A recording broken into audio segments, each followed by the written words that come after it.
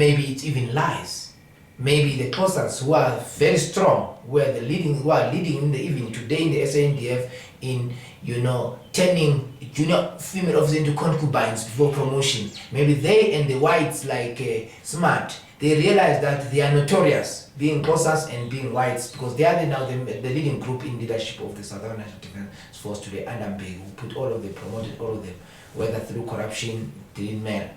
Now they felt they had to put the Zulu in so that they balance the statistics, that not only Xhosas and whites are committing this heinous practice, but also Zulus. So on that part, I wouldn't say Nyanda is part of it. But I am arguing that if Nyanda had any reason to charge Smart, that was the reason to charge Smart. But Nyanda is to charge Smart on something else now, quite in comparison flimsy. It had to do with the bringing in of a white fellow who had taken package before, bringing him back into the SANDF to do some work. That's another part of the letter to you, Your Excellency, that is taken care of on paragraph so and so later on in the whole issue. But the point I'm trying to say now, that is the milieu of love affairs and promotion that find me in the Army College 2008. So that when I stood up to the entire SNDF, the inspector that I'm ready to speak what went on, I had many enemies. One of those enemies was Smart. It was Smart, and there was another enemy, Mybeck.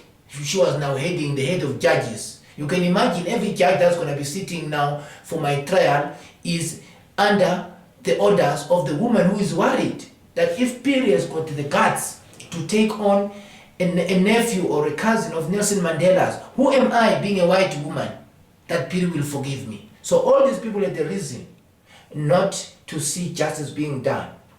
So there was this sweeping by Mashwala under the carpet, and then that was around this, from the 5th of February 2001 until the 6th of February. When I discovered that there's this sweeping of the carpet, I wrote a grievance letter to the Chief of the Army about his Inspector General, who is Mashwala, and said, please, according to the Military Disciplinary Code of South Africa, this is what must happen with a person who acts like this, meaning Mashwala. Now you, as the Chief of the Army, by the name of Gilbert Ramano, act against your Chief of the Army. And the rules of the Army say you've got 10 working days, if I have it correct, to act. If you fail, I will go to the next level to complain, which is now the level of Nyanda. Of course, Ramano did not bother. Probably he was also afraid of a cousin of Mandela's, meaning Bobelo. They were afraid if they touch Mandela's cousin, who is a Xhosa, another Xhosa who's now ruling, who is Mbeki, might get angry. So I was left there. Me, I do not believe in fearing human beings. That is why even I didn't even fear the apartheid whites. So after 10 days, I wrote to Nyanda. I told him the same thing. He did not bother. So even the number of people who were now molesting me or suppressing me had increased. From the Inspector General, Mashwala, there was now an added member, Drost, who had assaulted me. And by the way, Drost was the one who was among the grouping of people who were planning that I should be charged, because I dared to say I will mention the names of Mandela's cousin as well as the white ultra-rights who were reacting to Mandela's love affairs in the college. So Drost saw me as a threat, if you like, that I've got the courage to speak out. I do not understand what these army leaders need from a soldier if they don't need courage. How can you have a soldier who goes to war and defend this country if he doesn't have courage? But under the leadership of Nyanda, then you could find that a soldier who's having courage just because the person wears a lower rank must be persecuted and falsely charged. That is what happened to me, Your Excellency. So there was also Mlandi Likula, who was the chief, another person from the Eastern Cape, Xhosa speaker. He was the chief of the intelligence. He also joined. In fact, while Drost was assaulting me on the college and putting false charges against me with the collaboration of Smart. By the way, Smart used a prosecutor by the name of, the name escapes, Bosov. Bosov is the one now who went to the office of Mashwala to get all the reports about the love affairs of Mandela's cousin Bobelo and the Raymond Lindsay, the instructor or tutor or lecturer of the college. And he hid those. I'm told that they went missing. From the day they gave those records to Bosov, they went missing.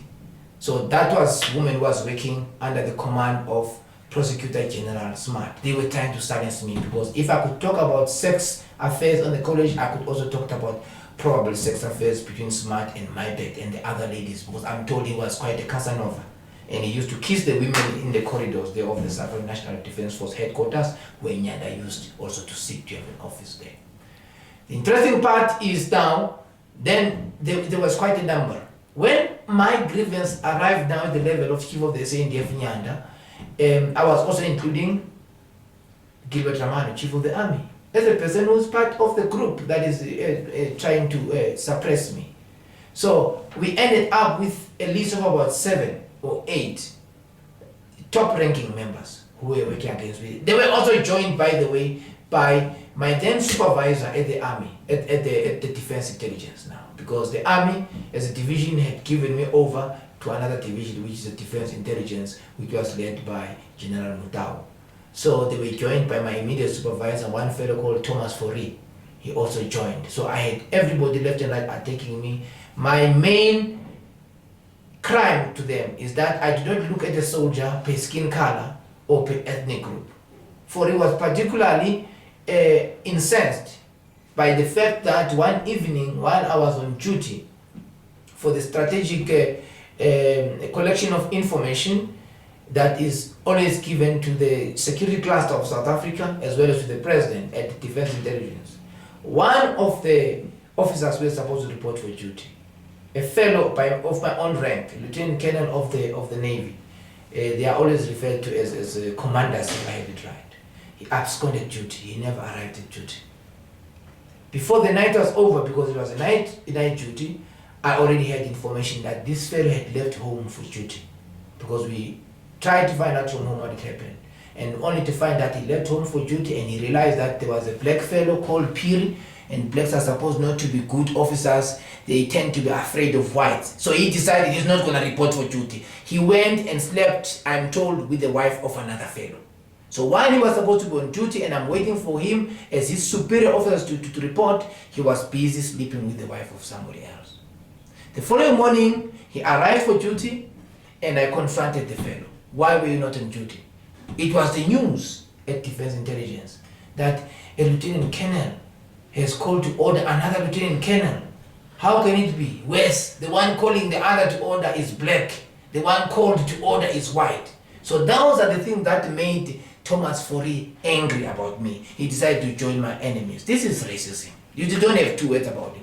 By the way, the other thing that made Thomas Phiri'S angry with me is that I exposed that when I gave his organization, I was not alone. There were other colonels, senior people like Mlangi, information that the Burma was going to be attacking South Africa. And Phiri'S was the one acting for processing that information. He made a joke out of it. He said, I'm a comrade of the Burma. How do I know that they can attack? They are useless people. I tried to ask General Phiri'S to say, if people can be found with a truckload of firearms, how can you say they are useless? Because they can be a nuisance. Even if in your eyes they are useless. He made a joke and the whole thing was proven to be true. The end of 2002.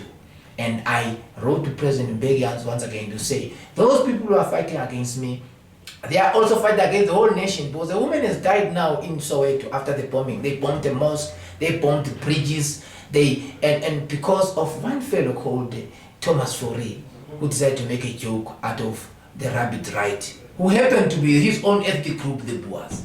So that is how everything compounded everything, starting from that army college. But the most interesting part about the army college false charges against me is that a day before I was charged, I saw a Matolweni. This fellow worked in the office where my old friend Romero Mufuke, the one who's been going to the TRC to say I'm talking lies, whereas my wife was cooking for him and he is the one who joined the likes of Benson Mandindi to exile my wife.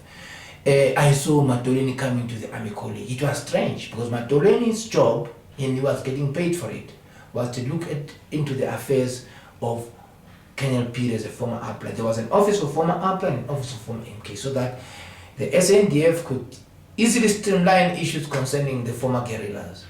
And there was no other duty for Matolweni. So when he was on the college, and there was one of about 3 other officers of APRA was there, and I asked them, hey, have you had an interview with Matoleni? I saw Matoleni on the college. He said, no, it's not us. Interestingly, when I saw Matoleni, and he immediately changed course of working. He avoided me.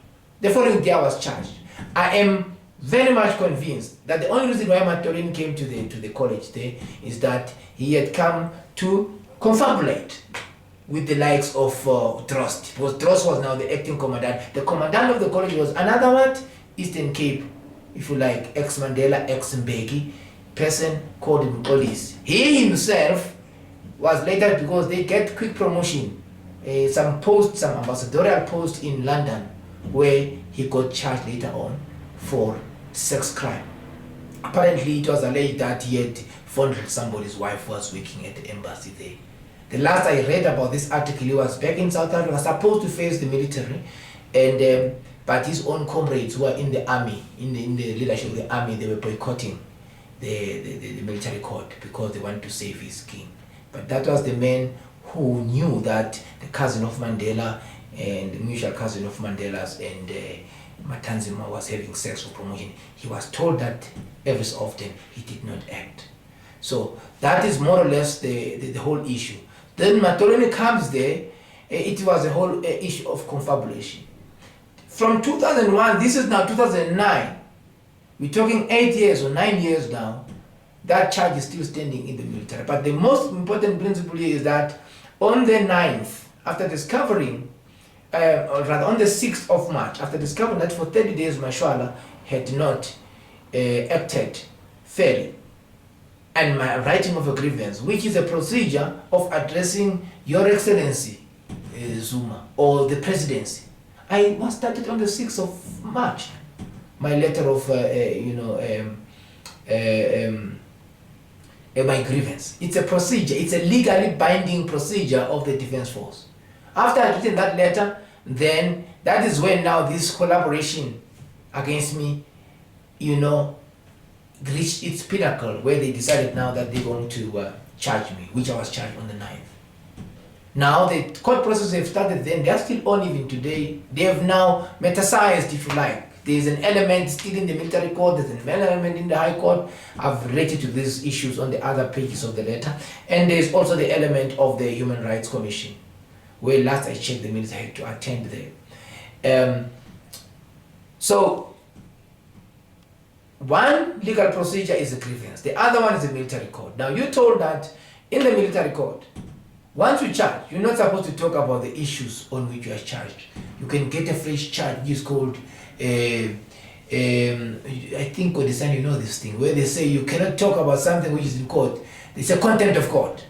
Now, I am arguing, I want to be charged now for contempt of court. I want somebody to charge me. I want to hear the argument in court, because if a court is used to silence somebody, that court should not be blessed by a small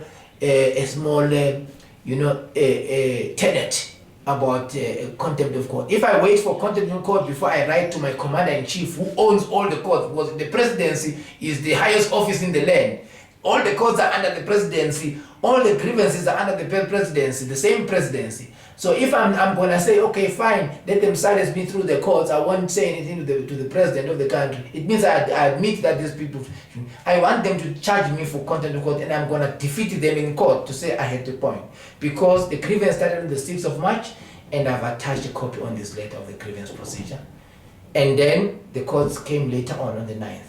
Now, which came first, the horse or the cart? Or the cart must stand before the horse. And all the charges had to do with the same issues that I was having a grievance about.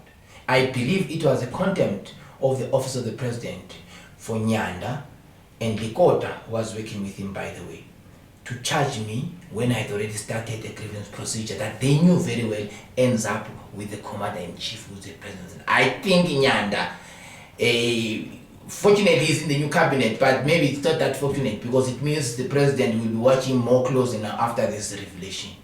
But if he was not in the cabinet and I did not respect and show loyalty to my government, I would have said if he was an ordinary man, he should be charged together with Likota for showing disrespect to the office of the president. Then it was Thabo Mbeki. While I've got the grievance procedure started that will end up with the president, they are charging me. They're showing disrespect because they want to protect the promotion through sex of officers. And that is why our defense force today is in the calamity it is in.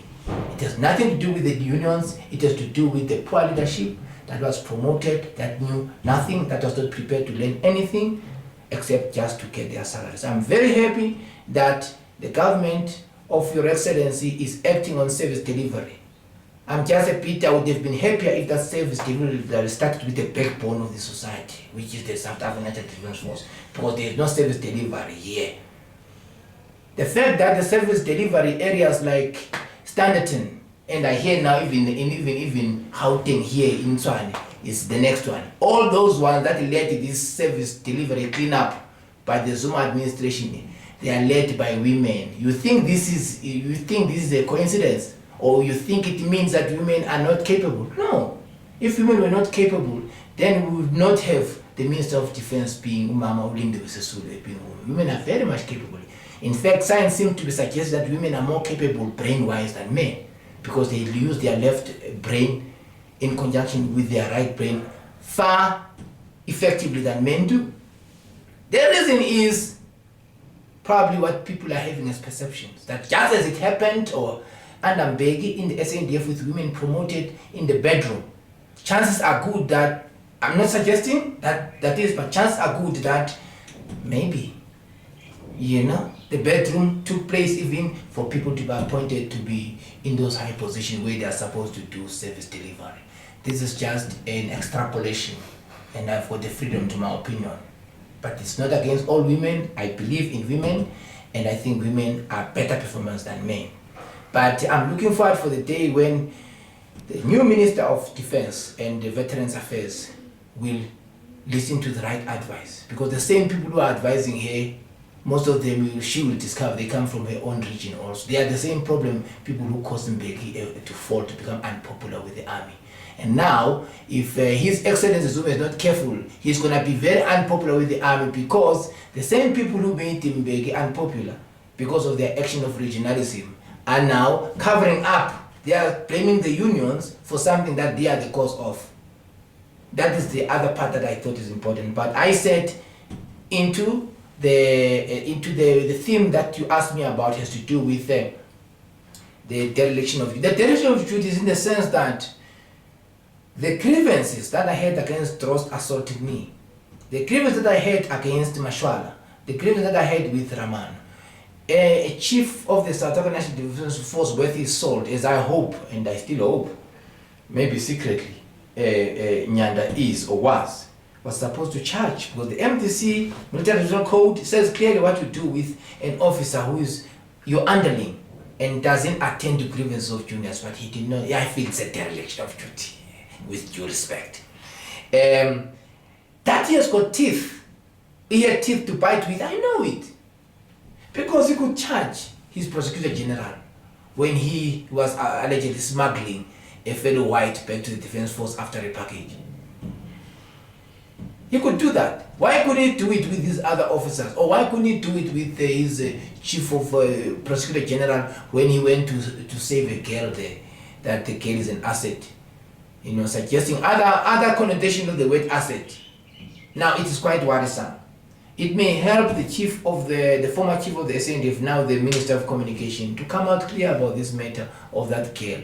Because the rumors are still standing here and I don't believe them. Personally, I have forgiven Nyanda's pure Nyanda. The one reason what made me forgive him, because I think it's not just free forgiveness. I think he made a lot of a restitution for me. The day he wrote me that letter where I was complaining why he and his prosecutor general were putting my name on the media. I'm an intelligence officer, and matters involving intelligence are not to be put on the media. By the way, even General Mutta was involved. He responded, Phiri, you can also put your side of the story. And that is why this letter to the chief of to the